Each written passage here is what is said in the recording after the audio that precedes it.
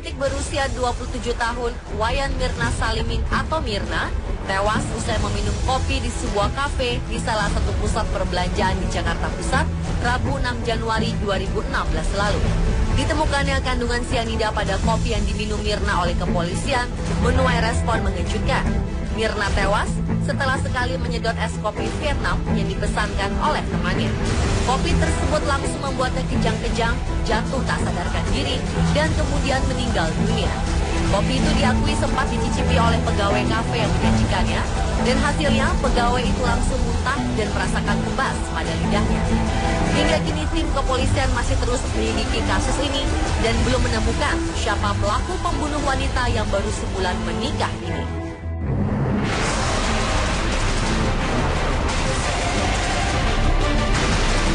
Kasus yang menimpa Mirna tentu membuat kita kaget, sebab kematian akibat racun biasanya hanya sering kita lihat dalam sebuah adegan di film. Ya, bagi Anda pencinta film thriller atau serial detektif, tentu saja tak asing dengan nama racun sianida.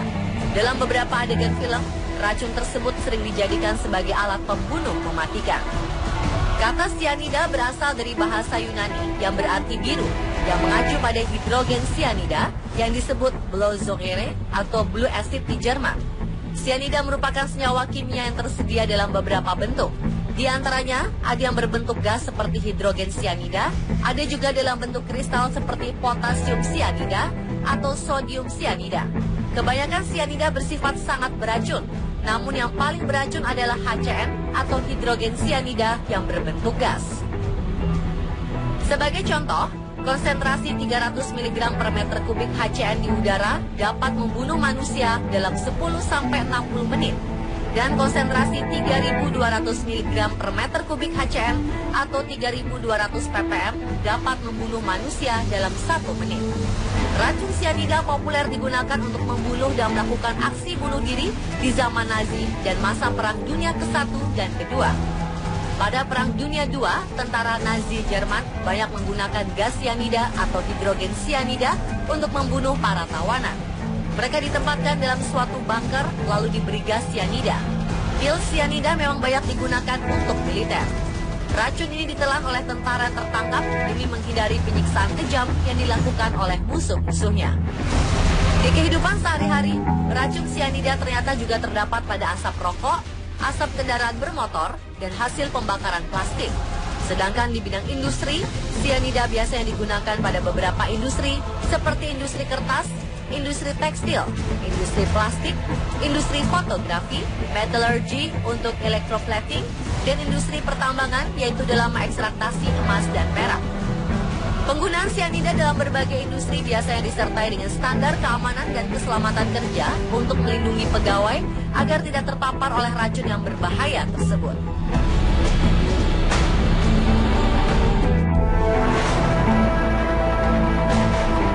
Selain berbentuk senyawa kimia sintetis, racun sianida juga terbentuk secara alami pada beberapa makanan yang biasa dikonsumsi oleh manusia. Mungkin Anda tak menyangka jika pada makanan yang biasa dikonsumsi sehari-hari ternyata memiliki kandungan sianida di dalamnya. Beberapa makanan tersebut diantaranya singkong, kluwek, rebung, terong ungu, biji buah-buahan seperti apel, aprikot, pir, cherry, plum, dan buah persik. Walaupun kesemua bahan makanan tersebut memiliki kandungan sianida, namun tak serta-merta dapat membahayakan orang yang mengkonsumsinya. Hal ini disebabkan karena kadar sianida di dalam bahan makanan tersebut memiliki nilai kandungan sianida yang sangat kecil dan relatif tidak membahayakan. Misalnya pada biji buah-buahan yang telah disebutkan tadi, terkadang saat makan buah-buahan seperti apel dan ceri dengan bentuk biji yang kecil dapat mengakibatkan biji buah tertelan. Nah, meskipun biji buah tersebut mengandung sianida, namun karena jumlahnya sangat kecil, maka tak dapat membuat seseorang menjadi keracunan.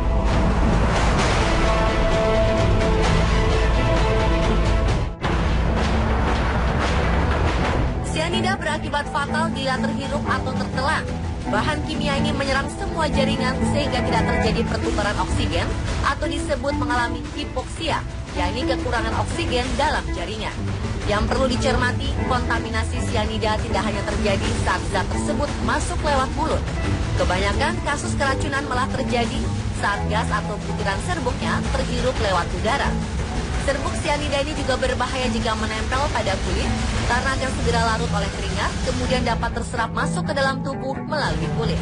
Dampak dari racun sianida sendiri tergantung pada jumlah paparan dan cara masuk ke tubuh, apakah lewat pernapasan atau pencernaan. Paparan dalam jumlah kecil mengakibatkan napas cepat, gelisah, pusing, lemah, sakit kepala, mual dan muntah, serta detak jantung meningkat. Sementara paparan dalam jumlah besar menyebabkan kejang-kejang, tekanan darah rendah, detak jantung melambat, kehilangan kesadaran, gangguan paru serta gagal napas, hingga korban meninggal dengan mulut mengeluarkan busa. Perbedaan sianida dibanding racun lain adalah reaksi yang sangat cepat hingga kematian dapat terjadi hanya dalam hitungan menit. Sebagai contoh, jika mengkonsumsi 1 gram sianida dilarutkan dalam air, dalam 15 hingga 45 detik akan kehilangan kesadaran, tergantung berat tubuh. Jika keadaan ini dibiarkan tanpa tindakan medis, korban dapat meninggal dalam waktu 30 sampai 45 menit karena gagal jantung.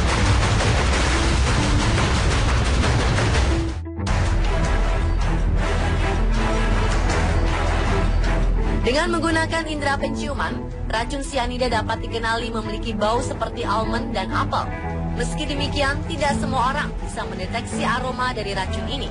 Salah satu cara agar terhindar dari bahaya racun sianida adalah dengan selalu bertindak waspada. Jika sudah terjadi, korban yang terkena racun sianida harus segera mendapat pertolongan. Dikutip dari situs resmi Badan Pengkajian dan Penerapan Teknologi BPPT Indonesia, berikut beberapa tindakan pertolongan pertama yang bisa dilakukan ketika menemui korban yang keracunan sianida. Jika gas sianida terhirup, segera jauhkan korban dari paparan. Gunakan masker berkatup atau peralatan sejenis untuk melakukan pernafasan buatan atau pernafasan keselamatan jika diperlukan. Pertahankan suhu tubuh korban dan istirahatkan, lalu segera bawa ke dokter. Sebagai catatan untuk dokter, pertimbangkan pemberian amil nitrit melalui dihirup, 1 ampul atau sekitar 0,2 ml setiap 5 menit dan pemberian oksigen.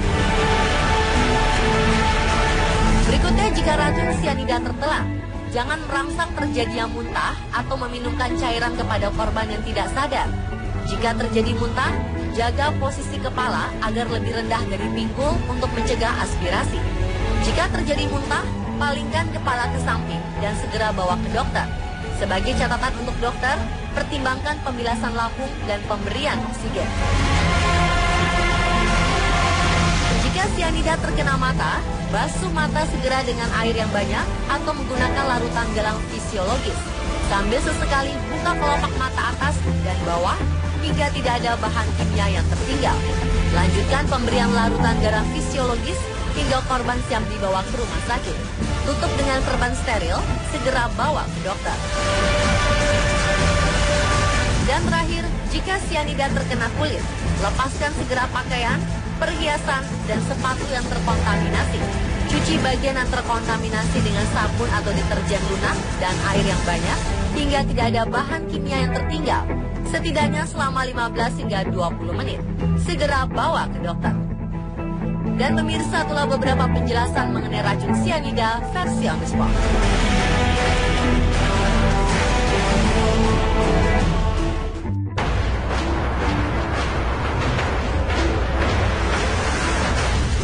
Selain kasus Mirna, ternyata banyak para tokoh yang tewas karena racun sianida ini. Kebanyakan digunakan untuk bunuh diri. Bahkan pemimpin sebuah aliran sesat juga mengajak umatnya untuk melakukan aksi bunuh diri dengan menggunakan cairan sianida. Lalu apakah ia berhasil melakukannya? Saksikan jawabannya sesaat lagi hanya di On The Spot.